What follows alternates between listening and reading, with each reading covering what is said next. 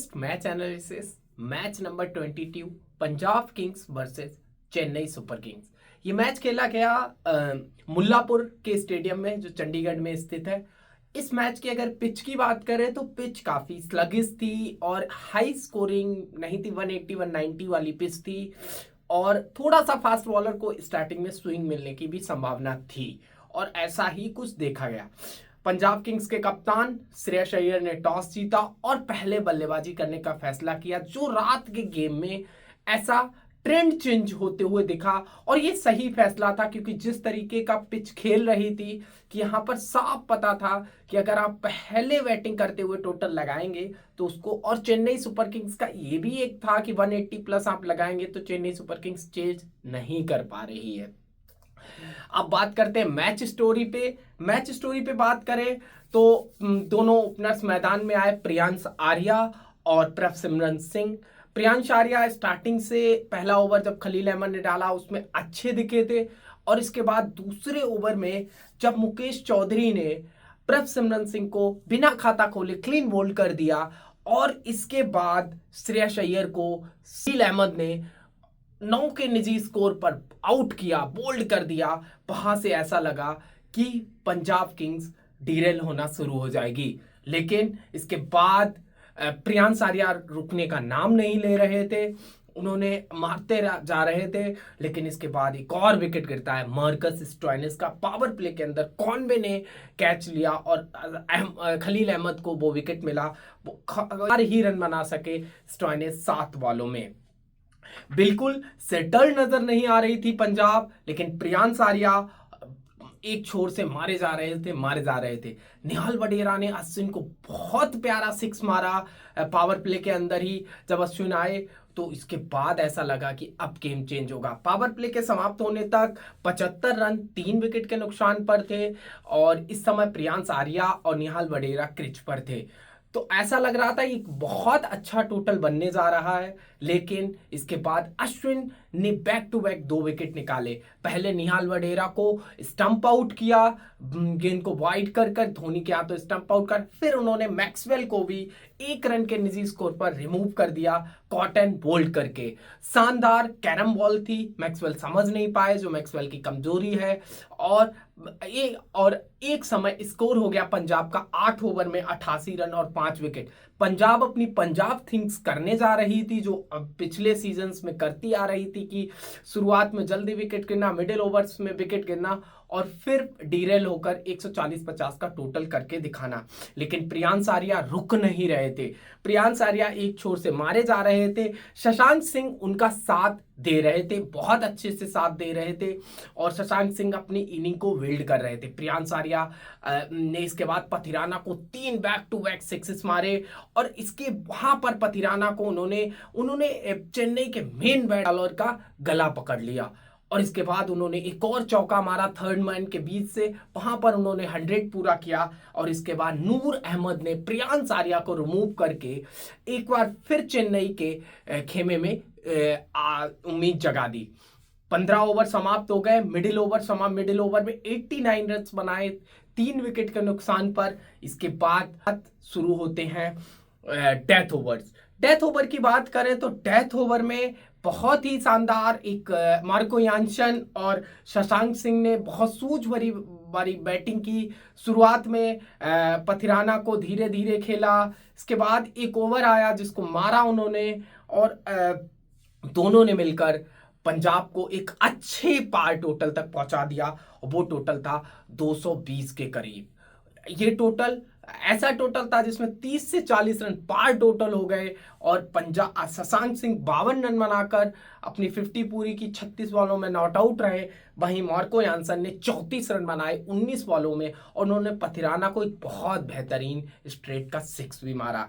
अगर Chennai super Kings के पूरे बॉलिंग स्कोर कार्ड की बात करें तो खलील अहमद ने 4 ओवर में 45 रन देकर 2 विकेट लिए। Mukesh Choudhary 2 over 21 run 1 wicket. Ravichandran Ashwin बहुत महंगे साबित हुए, 4 ओवर 48 रन 2 महत्वपूर्ण विकेट लिए। मिडिल ओवर को थोड़ा कंट्रोल करना चाहा अश्विन ने। इसके बाद नूर अहमद इस बार बहुत महंगे साबित हुए, 3 ओवर 32 रन 1 विकेट। पथिराना को विकेट्स नहीं मिले, ऐसा लगता है वो डेथ ओवर में विकेट्स ले लेते हैं, लेकिन 4 ओवर में 52 रन देकर कोई भी विकेट नहीं मिला।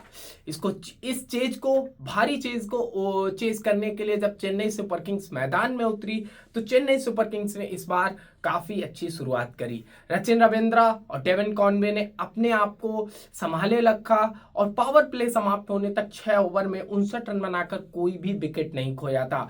पंजाब की यहाँ पर एक कॉज समझ में आया कि पंजाब की जो बॉलिंग है वो पावर प्ले में बहुत डीरेल हो रही है। अर्शदीप विकेट नहीं निकाल रहे हैं, फर्ग्यूसन भी और यश ठाकुर भी विकेट नहीं मिल रहे हैं। ऐसा लग रहा था कि ये चेज की तरफ जा रहे हैं, लेकिन इसके बाद मैक्सवेल ने वाइड बॉल कर सचिन रविंद्र को 36 के निजी स्कोर पर पवेलियन भेज दिया। बहुत बेहतरीन बॉल थी मैक्सवेल ने, और पिछले कुछ समय से ऐसा लग रहा है मैक्सवेल ही पंजाब को पहला विकेट दिला रहा है। पिछले मैच में भी मैक्सवेल ने ही दिलाया था, इस मैच में भी मैक्सवेल ने ही दिलाया पंजाब को पहला विकेट। इसके बाद ऋतुराज गायकवाड़ 1 रन बनाकर फर्ग्यूसन की गेंद पर शशांक को कैच देकर पवेलियन चले गए, और ऋतुराज गायकवाड़ को अपने ओपनिंग वाले स्लॉट पे आना चाहिए।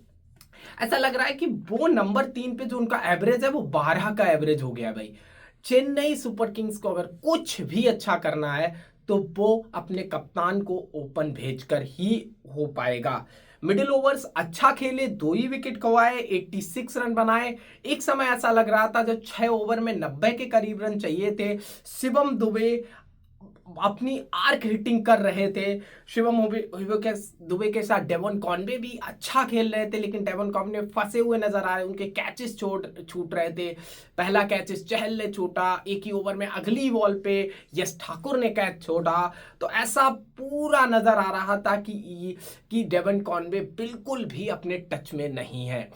इसके बाद Shivam Dube bought a ball by Ferguson, knuckle ball थी। ओवर स्टार्ट हुआ था और डेथ ओवर के स्टार्ट में उन्होंने शिवम दुबे को नकल बॉल पे रिमूव करके मैच को और भी इंटरेस्टिंग बनाया। 42 रन 27 वाले महेंद्र सिंह धोनी 5वें नंबर पर आए। ऐसा लगा इस चेज को वो पूरा करेंगे। जब वो आए तो 25 बॉलों में 69 रन चाहिए थे, लगभग 4 ओवर में 69 रन और 16-17 का एवरेज था।